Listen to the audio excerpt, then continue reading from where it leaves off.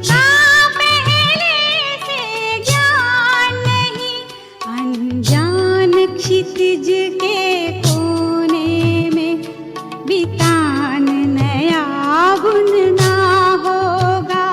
हे परम तपस्या के पथिकों, तुम्हें नूतन पथ रचना होगा। वक्त है कम लंबी मंजिल, तुम्हें तेज कदम चलना होगा।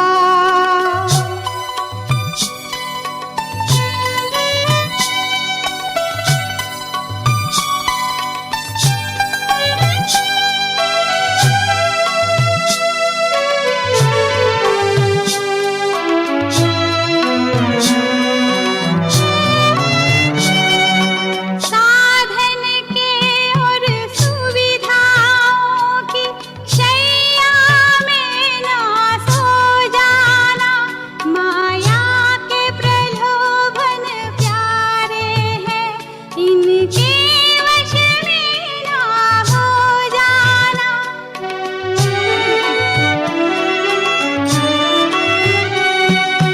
साधन के और सुविधाओं की शैया में ना सो जाना। माया के प्रलोभन प्यारे हैं, इनके वश में ना हो जाना। तुम्हें सतत साधना के उन्नत चोटी पे चढ़ गलना होगा। हे परम तपस्या के पथिकों, तुम्हें नूतन पथ रचना होगा। वक्त है कम लंबी मंजिल, तुम्हें तेज कदम चलना होगा।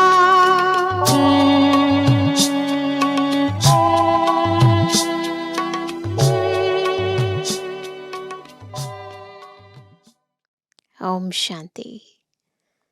संगम युग का ये समय हम ब्राह्मण आत्माओं के लिए सबसे अमूल्य खजाना है, और पारे की तरह ये समय कैसे खिसकता जा रहा है, इसका अनुभव आज न केवल ब्राह्मण आत्माएं अपितु बाहर रहने वाली आत्माएं भी बहुत ही स्पष्टता से कर रही हैं। परंतु बहुत ही महीनता से समझने की बात है कि इस एक एक सेकंड के अंदर, जिसकी इतनी ज़्यादा वैल्यू है, जो हमारे जन्म जन्मांतर की प्रारब्ध का आधार है, इस एक एक सेकंड में हम क्या कर रहे हैं। मनसा द्वारा, वाचा द्वारा, कर्मणा द्वारा क्या हम ज्ञान गुण शक्तियों का दान देकर इसे सफल कर रहे हैं। इसलिए बाबा बार बार मुरलियों में हमारा ध्यान इस संगम युग के समय की ओर खिंचवाता है, और इसीलिए हमें भी इन अव्यक्त इशारों को समझते हुए इस समय अपने संगम युग के जो भी हमारा टाइम शेष रहा है, हर एक सेकंड को सफल करना है, और अपनी प्रारब्ध को जितना हो सके और अधिक ऊंचा और बड़ा बनाना है।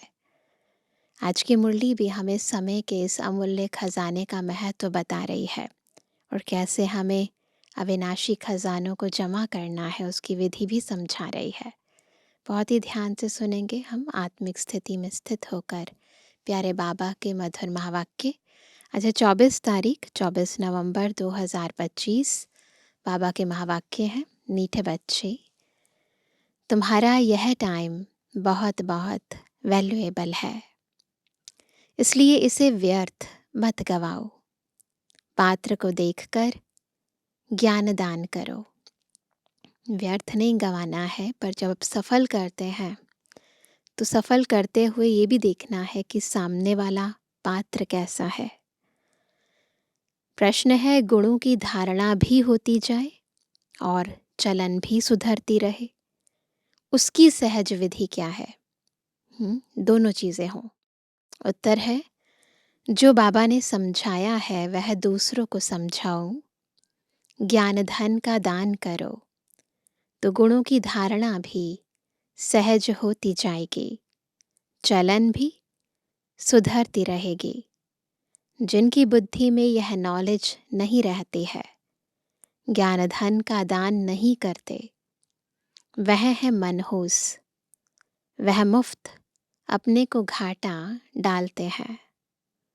गीत है बचपन के दिन भुला ना देना, आज हंसे कल रुला ना देना।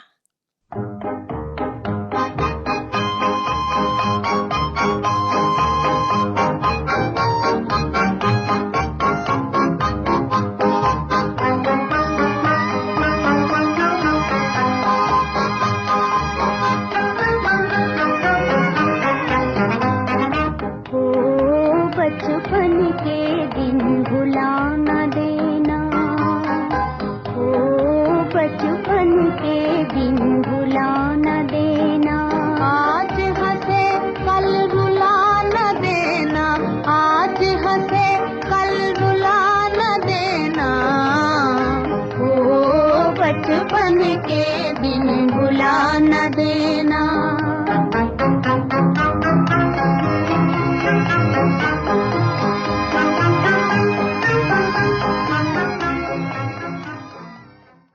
ओम शांति। मीठे मीठे बच्चों ने गीत सुना, अर्थ तो अच्छी रीति समझा। हम आत्मा है और बेहद बाप के बच्चे हैं, यह भुला ना दो। सबसे इम्पोर्टेंट ज्ञान है मैं कौन और मेरा कौन, और ये हमें कभी भी भूलना नहीं है। अभी अभी बाप की याद में हर्षित होते हैं, अभी अभी फिर याद भूल जाने से गम में पड़ जाते हैं। अभी अभी जीते हो, अभी अभी मर पड़ते हो। अर्थात अभी अभी बेहद के बाप के बनते हो, अभी अभी फिर जिस्मानी परिवार तरफ चले जाते हो। बहुत ही महीनता से ये अंतर हमें खुद के अंदर चेक करना है। अभी एक सेकंड में हम बाबा की याद में बैठते हैं, पता ही नहीं चलता है, बुद्धि कहीं बाहर चली जाती है। तो ये सेकंड सेकंड के अंदर अंतर पड़ जाता है, जिसके कारण आत्मा की कमाई अभी अभी जमा हो रही है, अभी अभी घाटा हो जाता है। तो बाप कहते हैं आज हंसे कल रो ना देना। यह हुआ गीत का अर्थ। तुम बच्चे जानते हो, बहुत करके मनुष्य शांति के लिए ही धक्का खाते हैं, तीर्थ यात्रा पर जाते हैं। ऐसे नहीं कि धक्का खाने से कोई शांति मिलती है। तीर्थों पर जाते हैं, भटकते हैं, दर्शन भी करते हैं, पर ऐसा तो नहीं कि शांति मिल जाती है। यह एक ही संगम युग है जब बाप आकर समझाते हैं। पहले पहले तो अपने को पहचानो। बाबा समझाते हैं तो सबसे पहला पाठ मैं कौन। आत्मा है ही शांत स्वरूप, रहने का स्थान भी शांति धाम है। यहाँ आती है तो कर्म ज़रूर करना पड़ता है। कर्म इंद्रियों का आधार लेती है तो कर्म तो करेगी। जब अपने शांति धाम में है तो शांत है। सतयुग में भी शांति रहती है, सुख भी है, शांति भी है। शांति धाम को सुख धाम नहीं कहेंगे। जहाँ सुख है उसे सुख धाम, जहाँ दुख है उसे दुख धाम कहेंगे। यह सब बातें तुम समझ रहे हो। यह सब समझाने के लिए कोई को सम्मुख ही समझाया जाता है। प्रदर्शनी में जब अंदर घुसते हैं तो पहले पहले बाप का ही परिचय देना चाहिए। समझाया जाता है आत्माओं का बाप एक ही है, वही गीता का भगवान है। बाकी यह सब आत्माएं हैं। आत्मा शरीर छोड़ती और लेती है। शरीर के नाम ही बदलते हैं, आत्मा का नाम नहीं बदलता। तो तुम बच्चे समझा सकते हो, बेहद के बाप से ही सुख का वर्षा मिलता है। बाप सुख की सृष्टि स्थापन करते हैं। बाप दुख की सृष्टि रचे ऐसा तो होता नहीं। क्यों, बाबा तो सुखों का सागर है ना। दुख हरता है, सुख करता है। भारत में लक्ष्मी नारायण का राज्य था ना। चित्र भी है। बोलो, यह सुख का वर्षा मिलता है। अगर कहें यह तो तुम्हारी कल्पना है तो एकदम छोड़ देना चाहिए। पता चल जाता है ना आत्मा हमारे कुल की है या नहीं। कल्पना समझने वाला कुछ भी समझेगा नहीं। तुम्हारा टाइम तो बहुत वैल्यूएबल है। इस सारी दुनिया में तुम्हारे जितना वैल्यूएबल टाइम कोई का है नहीं। देखो कौन कह रहे हैं, खुद बाबा कह रहे हैं। इस सारी सृष्टि में हमारे जैसा जो टाइम वैल्यूएबल है वो किसी और का नहीं है। ब्राह्मणों का टाइम सबसे ज़्यादा वैल्यूएबल है। बड़े बड़े मनुष्यों का टाइम वैल्यूएबल होता है। बाप का टाइम कितना वैल्यूएबल है। बाप समझाकर क्या से क्या बना देते हैं। तो बाप तुम बच्चों को ही कहते हैं कि तुम अपना वैल्यूएबल टाइम मत गवाओ। नॉलेज पात्र को ही देनी है, पात्र को समझाना चाहिए। सब बच्चे तो समझ नहीं सकते, इतनी बुद्धि नहीं जो समझे। पहले पहले बाप का परिचय देना है। जब तक यह नहीं समझते कि हम आत्माओं का बाप शिव है तो आगे कुछ भी नहीं समझ सकेंगे। बहुत प्यार नम्रता से समझाकर रवाना कर देना चाहिए, क्योंकि आसुरी संप्रदाय झगड़ा करने में देरी नहीं करेंगे। गवर्नमेंट स्टूडेंट की कितनी महिमा करती है, उन्हों के लिए कितने प्रबंध रखती है। कॉलेज के स्टूडेंट ही पहले पहले पत्थर मारना शुरू करते हैं। जोश होता है ना। बूढ़े या माताएं तो पत्थर इतना जोर से लगा ना सके। अक्सर करके स्टूडेंट्स का ही शोर होता है, उन्हों को ही लड़ाई के लिए तैयार करते हैं। अब बाप आत्माओं को समझाते हैं, तुम उल्टे बन गए हो। अपने को आत्मा के बदले शरीर समझ लेते हो। अब बाप तुमको सीधा कर रहे हैं। हम जो नहीं थे वो खुद को समझ बैठे थे, उल्टे हो गए थे। अब बाबा हमें सीधा कर रहे हैं। जो हम हैं, हम ज्योति बिंदु निराकार आत्माएं हैं। तो जो हम हैं उस स्थिति में टिका रहे हैं, है ना। तो बाबा कहते हैं कितना रात दिन का फर्क हो जाता है ना। आत्मा है अजर अमर अविनाशी और शरीर बिल्कुल अपोजिट है। यही तो मृत्यु को पाता है, यही परिवर्तनशील है ना। इसी को चोट लगती है। तो बाबा कहते हैं तुम तो अपने को बिल्कुल उल्टा समझ बैठे थे। रात दिन का अंतर है।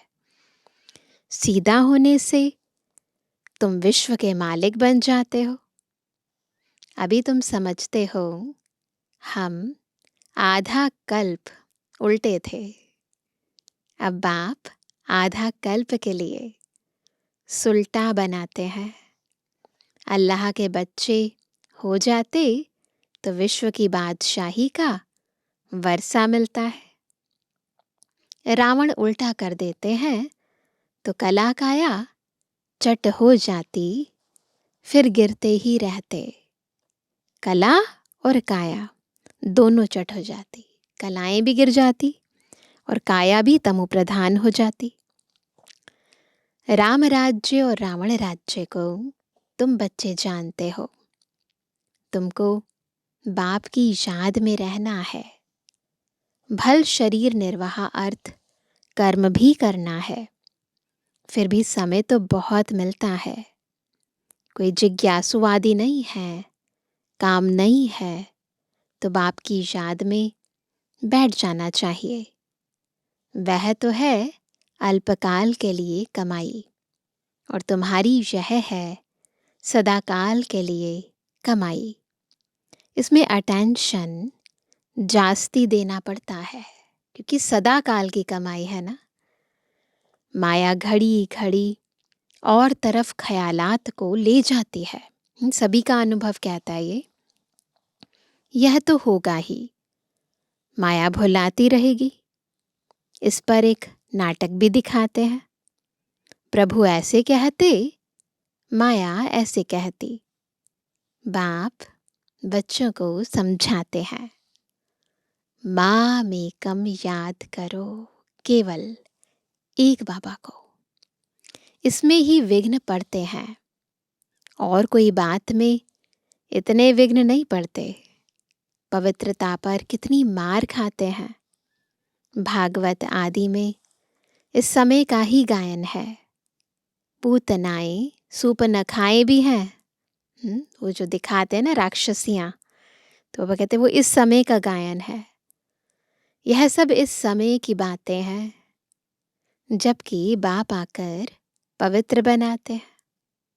उत्सव आदि भी जो मनाते हैं, जो भी उत्सव मनाते हैं, जो पास्ट हो गया है, उनका फिर त्योहार मनाते आते, पास्ट की महिमा करते आते हैं, राम राज्य की महिमा गाते हैं, क्योंकि पास्ट हो गया है। जैसे क्राइस्ट आदि आए, धर्म स्थापन करके गए, तिथि तारीख भी लिख देते हैं, फिर उनका बर्थडे मनाते आते हैं, है ना। तो ऐसे ही करते हैं। जो चीज़ें पास्ट हो जाती हैं भक्ति मार्ग में, फिर उनके यादगार मनाते रहते हैं। भक्ति मार्ग में भी यह धंधा आधा कल्प चलता है। सतयुग में यह होता नहीं। वहाँ ऐसा नहीं होता कि जो पास्ट हो जाते हैं फिर उनकी यादगारें सेलिब्रेट की जाती हैं। यहाँ होता है, यह दुनिया ही खत्म हो जानी है। यह बातें तुम्हारे में भी बहुत थोड़े हैं जो समझते हैं।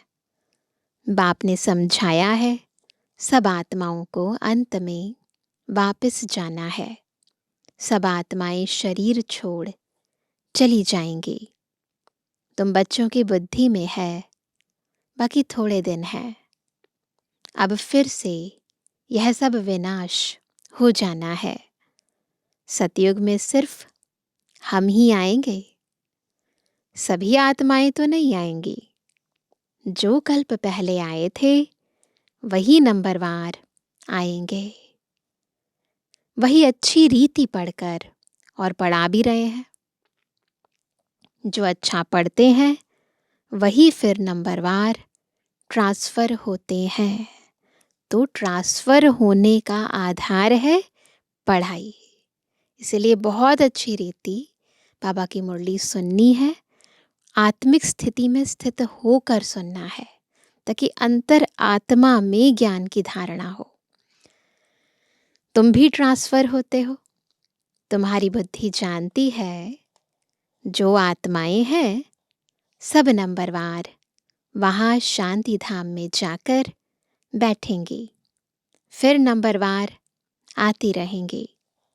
बाप फिर भी कहते हैं, मूल बात है बाप का परिचय देना। बाप का नाम सदैव मुख में हो। आत्मा क्या है, परमात्मा क्या है, दुनिया में कोई भी नहीं जानते।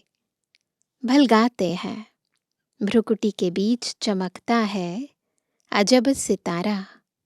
बस जास्ती कुछ नहीं समझते। सो भी यह ज्ञान बहुत थोड़ों की बुद्धि में है। घड़ी घड़ी भूल जाते हैं। पहले पहले समझाना है, बाप ही पतित पावन है, वर्षा भी देते हैं, शहंशाह बनाते हैं। तुम्हारे पास गीत भी है, आखिर वह दिन आया आज, जिसका रास्ता भक्ति मार्ग में बहुत तकते थे। वो दिन आ गया जब आत्मा और परमात्मा का मिलन होता है। द्वापर से भक्ति शुरू होती है, फिर अंत में बाप आकर रास्ता बताते हैं। कयामत का समय भी इनको कहा जाता है, जब बाबा आए हैं और हम आत्माओं को वापस घर ले जाने वाले हैं। तो यही वो कयामत का समय है। आसुरी बंधन का यह सब हिसाब किताब चुकता कर फिर वापस चले जाते हैं। तो जो कहते हैं कि कब्रिस्तान से रूहों को ले गए, तो वो समय अब है जब बाबा हम आत्माएं जो कब्र दाखिल यानी देहभान के अंदर, इस मिट्टी के अंदर अपने को मिट्टी समझ कर बैठ गई थी, देह समझ कर बैठी थी, तो बाबा हमें जगाते हैं ना, जागृत करते हैं, स्मृति दिलाते हैं कि वास्तविकता में हम कौन हैं, मूल रूप में कहाँ के निवासी हैं, और अब हमें पुनः वहाँ जाना है। तो बाबा कहते हैं 84 जन्मों के पाठ को तुम जानते हो, यह पाठ बजता ही रहता है, नॉन स्टॉप बजता रहता है। शिव जयंती मनाते हैं तो ज़रूर शिव आया होगा, ज़रूर कुछ किया होगा, वही नई दुनिया बनाते हैं। तो क्या किया बाबा ने? नई दुनिया बनाई। यह लक्ष्मी नारायण मालिक थे, अब बनाई तो उसके मालिक कौन रहे? लक्ष्मी नारायण। अब नहीं है। फिर बाप राजयोग सिखलाते हैं। यह राजयोग सिखाया था, सिखा रहे हैं, फिर कल्प कल्प सिखाते रहेंगे। तुम्हारे सिवाय और कोई के मुख में आ नहीं सकेगा, तुम ही समझा सकते हो। शिव बाबा हमको राजयोग सिखला रहे हैं। शिवोहम का जो उच्चारण करते हैं वह भी रॉन्ग है। तुमको अब बाप ने समझाया है, तुम ही चक्र लगाए ब्राह्मण कुल से देवता कुल में आते हो। सोहम हमसो का अर्थ भी तुम समझा सकते हो। अभी हम ब्राह्मण हैं, यह 84 का चक्र है, यह कोई मंत्र जपने का नहीं है। बुद्धि में अर्थ रहना चाहिए, वह भी सेकंड की बात है। जैसे बीज और झाड़ सेकंड में सारा ध्यान में आ जाता है, वैसे हमसो का राज भी सेकंड में आ जाता है। हम ऐसे चक्र लगाते हैं जिसको स्वदर्शन चक्र भी कहा जाता है। तो बिल्कुल एक सेकंड के अंदर बुद्धि में आ जाए, मैं आत्मा बिल्कुल पहले अनादि स्वरूप, आदि स्वरूप, पूज्य स्वरूप, ब्राह्मण स्वरूप, फरिश्ता स्वरूप, बिल्कुल एक सेकंड के अंदर सारा चक्र बुद्धि में आ जाए। तो बाबा कहते हैं वैसे हमसो का राज भी सेकंड में आ जाता है। हम ऐसे चक्र लगाते हैं जिसको स्वदर्शन चक्र भी कहा जाता है। तुम किसको कहो हम स्वदर्शन चक्रधारी हैं, तो कोई मानेंगे नहीं, कहेंगे यह तो सब अपने ऊपर टाइटल रखते हैं। फिर तुम समझाएंगे कि हम 84 जन्म कैसे लेते हैं। यह चक्र फिरता है, आत्मा को अपने 84 जन्मों का दर्शन होता है। इसको ही स्वदर्शन चक्रधारी कहा जाता है। पहले तो सुनकर चमक जाते हैं। यह फिर क्या गपोड़ा लगाते हैं, हैरान हो जाते हैं ना। जब तुम बाप का परिचय देंगे तो उनको गपोड़ा नहीं लगेगा। बिल्कुल यथार्थ परिचय देते हैं ना हम। बाप को याद करते हैं, गाते भी हैं, बाबा आप आएंगे तो हम वारी जाएंगे। भक्ति मार्ग में गाते थे ना, आपको ही याद करेंगे। बाप कहते हैं तुम कहते थे ना, अभी फिर तुमको याद दिलाता हूँ। भक्ति मार्ग में हमने कहा था कि जब आप आएंगे तो हम आप पर वारी जाएंगे, केवल आपको याद करेंगे। तो बाबा याद दिला रहे हैं हमारा वायदा। नष्टो मोहा हो जाओ, इस देह से भी नष्टो मोहा हो जाओ। अपने को आत्मा समझ मुझे ही याद करो। केवल एक बाबा को ही, है ना। जो याद है वो भी ऐसे नहीं कि बाबा भी याद आ रहा है और घर भी याद आ रहा है और चीज़ें भी याद आ रही हैं। तो ऐसे याद नहीं होनी चाहिए, बिल्कुल एकाग्रता से एक की ही याद, तो तुम्हारे विकर्म विनाश हो जाएं। यह मीठी बात सबको पसंद आएगी। बाप का परिचय नहीं होगा तो फिर किस न किस बात में संशय उठाते रहेंगे। इसलिए पहले तो 2-3 चित्र आगे रख दो जिसमें बाप का परिचय हो। बाप का परिचय मिलने से वर्षे का भी मिल जाएगा। बाप कहते हैं मैं तुमको राजाओं का राजा बनाता हूँ। यह चित्र बनाओ। डबल सिरताज राजाओं के आगे सिंगल ताज वाले माथा टेकते हैं। आपे ही पूज्य, आपे ही पुजारी का भी राज समझ में आ जाए। पहले बाप की पूजा करते हैं, फिर अपने ही चित्रों की बैठ पूजा करते हैं। द्वापर में ऐसे भक्ति मार्ग आगे बढ़ता है। पहले एक शिव बाबा की पूजा करते हैं, फिर देवी देवताओं की, यानी अपनी पूजा करने लग जाते हैं, अपने पूर्व जन्मों की। तो बाबा कहते हैं जो पावन होकर गए हैं उनका चित्र बनाए बैठ पूजते हैं। यह भी तुमको अभी ज्ञान मिला है, पहले थोड़ी ना पता था। आगे तो भगवान के लिए ही कह देते थे आपे ही पूज्य, आपे ही पुजारी। अब तुमको समझाया गया है, तुम ही इस चक्र में आते हो। हम ही पूज्य, हम ही पुजारी बनते हैं। बाबा तो सदैव पूज्य है। बुद्धि में यह नॉलेज सदैव रहती है और फिर समझाना भी है। धन दिए धन ना खुटे, ये भी बहुत इम्पोर्टेंट बात है कि इस समय हम जो भी अपना विनाशी खजाना ईश्वर अर्थ सेवा में लगाएंगे तो वो सफल हो जाएगा, वो कभी खुटेगा नहीं। उसकी प्रारब्ध हमें जन्म जन्मांतर के लिए मिलेगी। तो धन दिए धन ना खुटे। जो धन दान नहीं करते हैं उनको मनहूस भी कहते हैं। बाप ने जो समझाया है वह फिर दूसरों को समझाना है।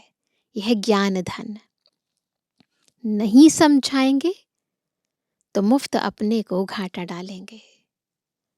गुण भी धारण नहीं होंगे, चलन भी ऐसी हो जाएगी। न गुण धारण होंगे, चलन ही ऐसी हो जाएगी, है ना। हर एक अपने को समझ तो सकते हैं ना। हमसे बेहतर हमें कोई और नहीं समझ सकता। हमारी चलन कैसी है, हमारे अंदर कितना गुणों की धारणा है, अंदर कैसे हैं और बाहर क्या दिखाते हैं ना, ये सब हमसे बेहतर कोई नहीं जानता। तो बाबा कहते हैं हर एक अपने को समझ तो सकते हैं ना। तुमको अब समझ मिली है, बाकी सब है बेसमझ। हमें राइट और रॉन्ग की समझ मिली है, उनको तो राइट का पता ही नहीं है ना। तो बाबा कहते हैं तुम सब कुछ जानते हो। बाप कहते हैं इस तरफ है दैवी संप्रदाय, उस तरफ है आसुरी संप्रदाय। हम संगम पर हैं, और अगर बुद्धि के तीसरे नेत्र से देखते हैं तो एक तरफ है आसुरी संप्रदाय और दूसरी तरफ है दैवी संप्रदाय। बुद्धि से तुम जानते हो अभी हम संगम युग पर हैं। एक ही घर में एक संगम युग का, एक कलयुग का। दो व्यक्ति अलग अलग युगों में जी रहे हैं, दोनों इकट्ठे रहते हैं।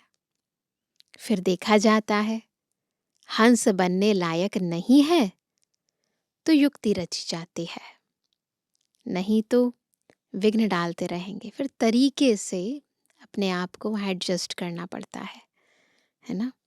कोशिश करनी है आप समान बनाने की, नहीं तो तंग करते रहेंगे।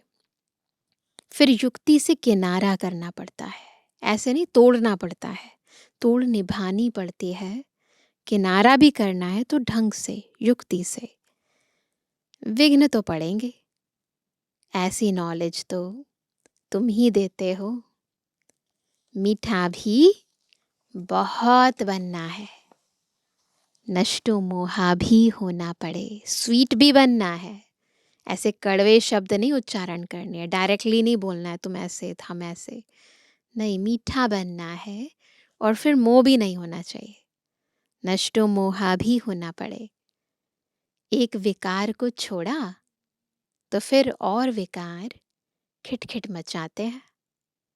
समझा जाता है जो कुछ होता है कल्प पहले मुआफिक। ऐसे समझ शांत रहना पड़ता है, भावी समझी जाती है। अच्छे अच्छे समझाने वाले बच्चे भी गिर पड़ते हैं, बड़ी जोर से चमाट खा लेते हैं।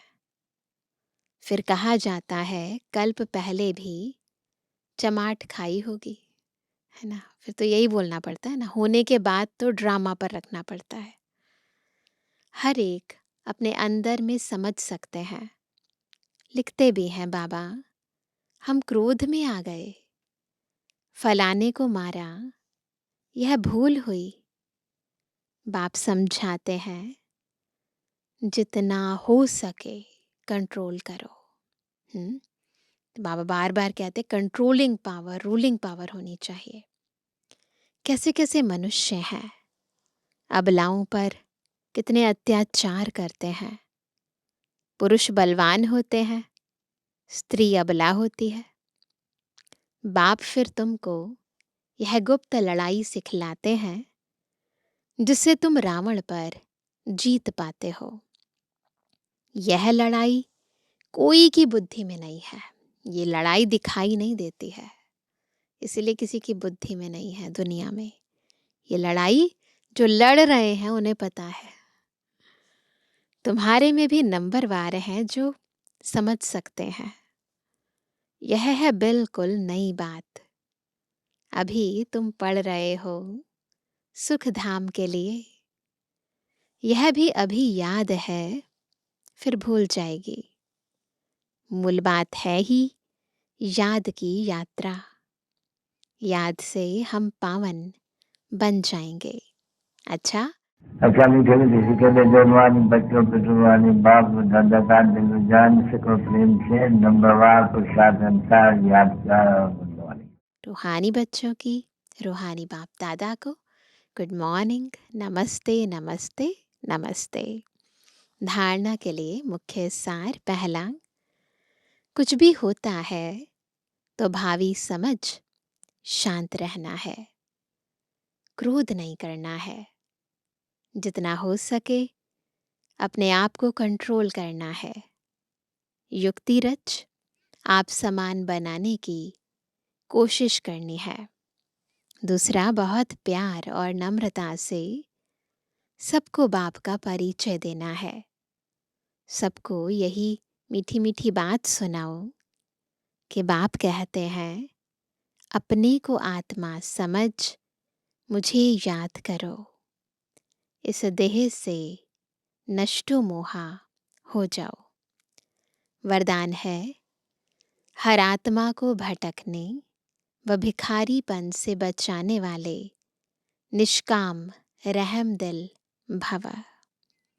कौन है वो आत्माएं जो रहम दिल हैं? उनकी निशानी है कि वो हर एक आत्मा को भिखारीपन से भटकने से बचाते हैं। जो बच्चे निष्काम रहम दिल हैं, कामनाओं के बगैर, ना कई बारी इच्छा हो जाती है, एक्सपेक्टेशंस हो जाती हैं, तो बाबा कहते हैं जो निष्काम रहम दिल हैं, उनके रहम के संकल्प से अन्य आत्माओं को अपने रूहानी रूप व रूह की मंजिल सेकंड में स्मृति में आ जाएगी। उनके रहम के संकल्प से भिखारी को सर्व खजानों की झलक दिखाई देगी। भटकती हुई आत्माओं को मुक्ति व जीवन मुक्ति का किनारा व मंजिल सामने दिखाई देगी। वे सर्व के दुख हरता सुख करता का पाठ बजाएंगे।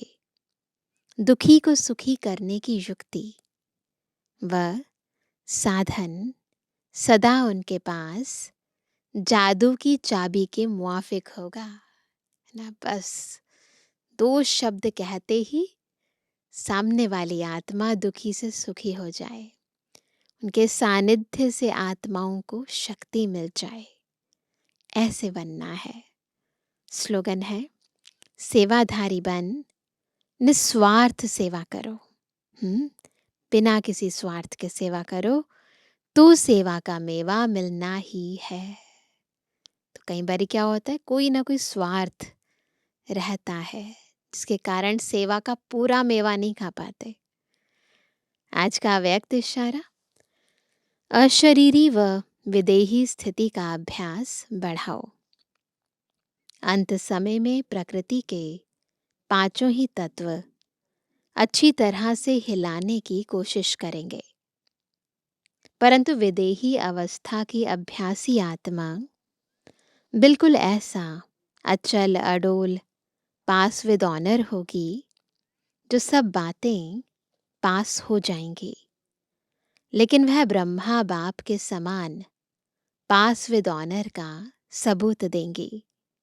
इसके लिए समय निकालकर प्रकृति के 5 तत्वों की सेवा करते शुभ भावना की सकाश देते रहो। अच्छा, ओम शांति।